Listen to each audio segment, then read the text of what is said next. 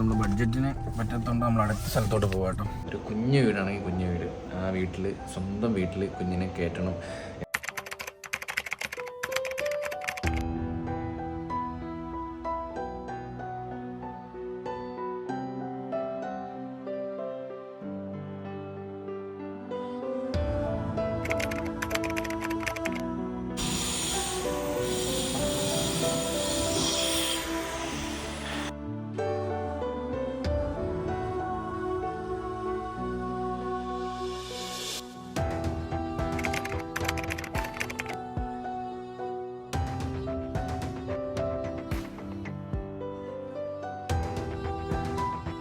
Hey guys, good morning സുഹൃത്തുക്കളെ. എനിക്ക് ഭയങ്കര സുഖമാണ് സുഹൃത്തുക്കളെ. ഇവിടെ പ്രസവരക്ഷയ്ക്ക് മൃദുലയാണ് വന്നെങ്കിൽ പോലും എനിക്ക് സമയാസമയം ഫുഡ് മൃദുലയെ പോലെ തന്നെ എനിക്കും ശുശ്രൂഷയാണ് ഇവിടെ.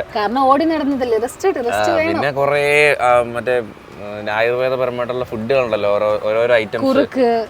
അവര് ഒരു നോർമൽ ഒരു ഉപ്പുമാവ് ഉണ്ടാക്കുന്നെങ്കിൽ അതിനകത്ത് ഒരുപാട്. അതെ അതെ അതെ.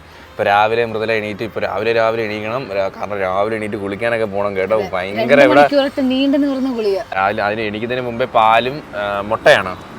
മുട്ടയും കാണും. ഇന്ന് പഴം പുഴുങ്ങിയതായിരുന്നു. ഏത്തപ്പഴം പുഴുങ്ങിയത് അല്ലെങ്കിൽ മുട്ടയൊക്കെയാണ് കേട്ടോ ഇന്ന് രാവിലെ. രാവിലെ അത് കൊണ്ട് കൊടുക്കുക. അത് മൃദുലയ്ക്ക് മാത്രമേ ഉള്ളേ. ഈ പ്രോട്ടീൻ റിച്ച് ഫുഡ് അവർക്ക് മാത്രമേ ഉള്ളൂ. നമുക്ക് കഞ്ഞിവെള്ളം, നമുക്ക് ചായയൊക്കെ. അവർക്ക് പ്രോട്ടീൻ റിച്ച് ഫുഡ്. അപ്പം പ്രോട്ടീൻ റിച്ച് ഫുഡൊക്കെ കഴിച്ചിട്ട് ഇപ്പൊ അവന്റെ ക്യാരക്ടർ മാറി വരുന്ന സുഹൃത്തുക്കളെ. നമ്മൾ ആ കമന്റ് കണ്ടായിരുന്നു, നിങ്ങൾ ഇപ്പൊ രക്ഷപ്പെട്ടു എന്ന് വിചാരിക്കേണ്ട, കുറച്ച് ദിവസം കഴിയുമ്പോഴായിരിക്കും റിയൽ തുടങ്ങാൻ വേണ്ടി പോകുന്നത്. ആണല്ലേ? ഇപ്പൊ സൗണ്ട് ഇന്നലെ 2 ദിവസമായിട്ട് രാത്രി അവൻ ഉറക്കത്തില്ല കേട്ടോ. അവളെ ഇന്നലെയൊക്കെ മുതൽ എണീറ്റ് ഒരുപാട് ലേറ്റ് ആയിട്ടാ, കാരണം രാത്രി ഉറങ്ങാൻ സമ്മതിക്കത്തില്ല.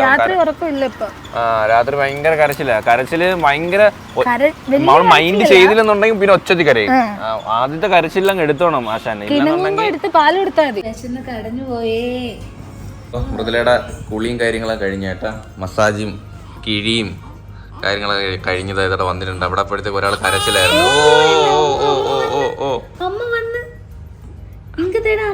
ഇനി അടുത്ത നമ്മളെ ട്രിപ്പാ കുളിക്കാൻ പോകുന്നത്. നമുക്ക് പോണ്ടേ?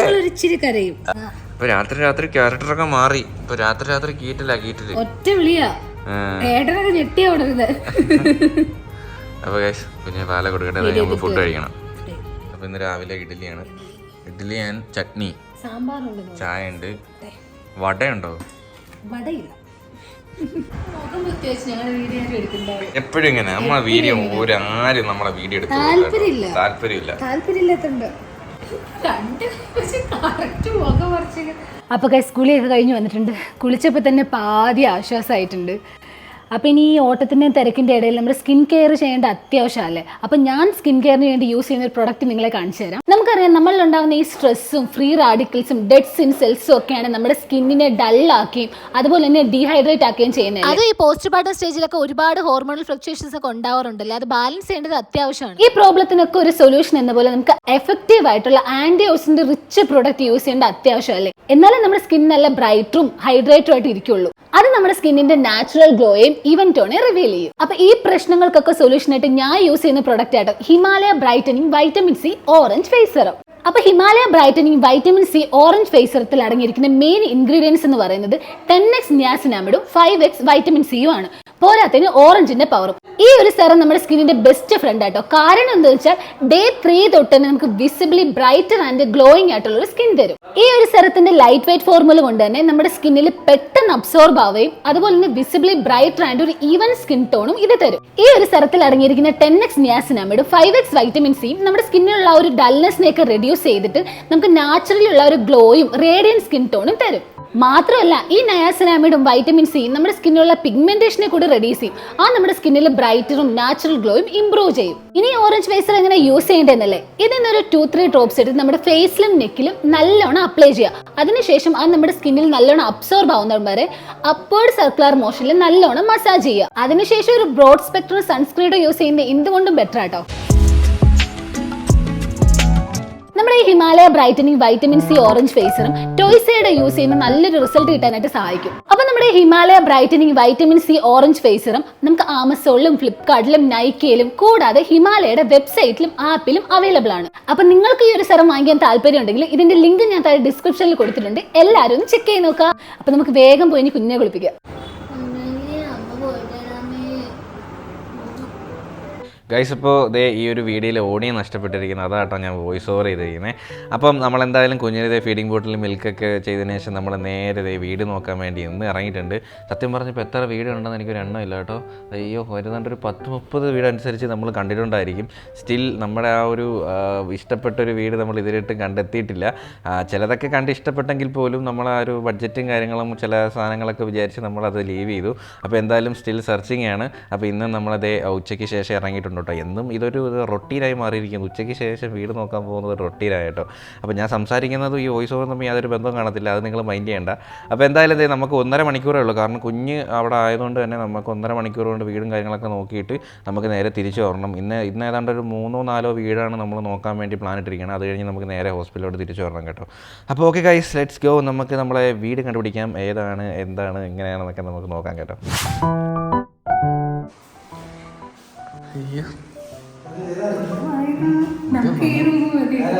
ഗൈസ്, അപ്പോൾ നമ്മൾ അടുത്ത ലൊക്കേഷനിലോട്ട് പോവാണ്.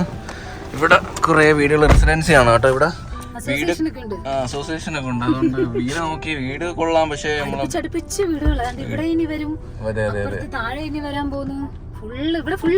അതുകൊണ്ട് നമ്മൾ ബഡ്ജറ്റിന് പറ്റത്തോണ്ട് നമ്മൾ അടുത്ത സ്ഥലത്തോട്ട് പോവാട്ടോ.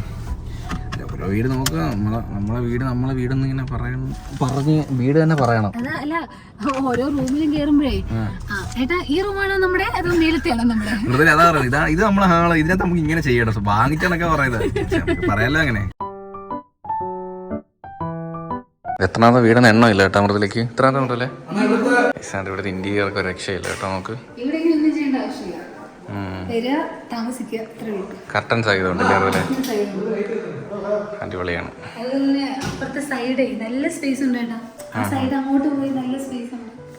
അയ്യോ, ഇതിന്റെയൊക്കെ ബഡ്ജറ്റ് പക്ഷെ നമുക്ക് കേൾക്കാൻ തല ഇറങ്ങി ചിലപ്പോൾ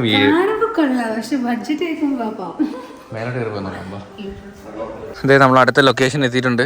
ഇതിപ്പോ നമ്മളെ 4ാമത്തെ വീടാണ് കാണുന്നത്. ഇത് ഇന്നത്തെ ദിവസം ഇതൊരു യൂസ്ഡ് വീടാണ് കേട്ടോ. ഇതൊരു യൂസ്ഡ് വീടാണ്. ഇവിടെ ഉള്ളവര് ഫുള്ള് വിദേശത്തായതുകൊണ്ട് അവർക്ക് യൂസ് ഇല്ല, യൂസ് ഉള്ളവർക്ക് കൊടുക്കാൻ. വണ്ടി വരുന്ന റോഡ് ഇച്ചിരി മോശമാണ്.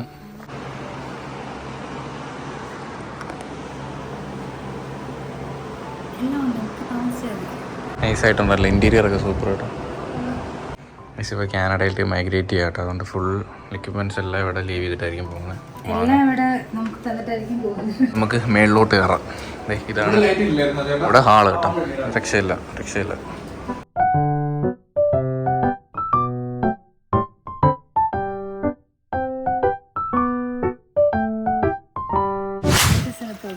അടുത്ത സ്ഥലമില്ല, അടുത്ത റൂമിൽ പോവാ. ഇന്നത്തെ കഴിഞ്ഞു. വണ്ടി എടുത്തോ, പോവാ.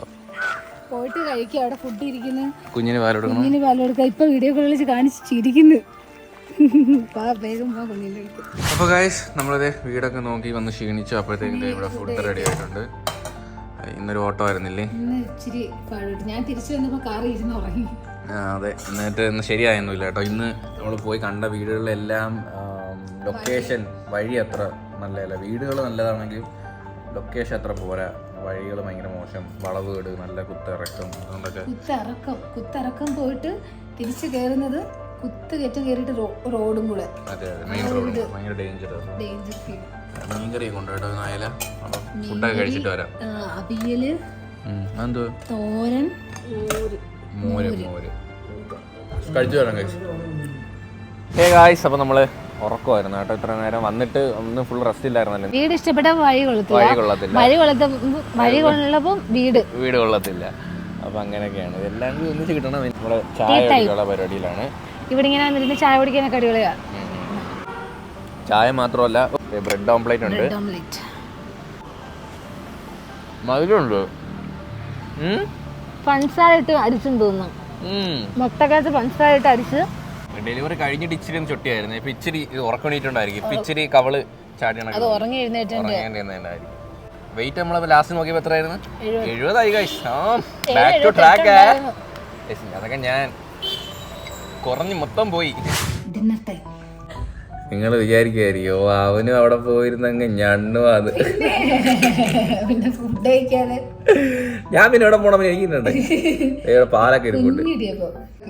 കുറുമ കറി കണ്ട, ഒരു ഗ്ലാസ്സിൽ മൃദുലയ്ക്ക് വേണ്ടി മാത്രം പാൽ. അത് വേറെ ആർക്കില്ല.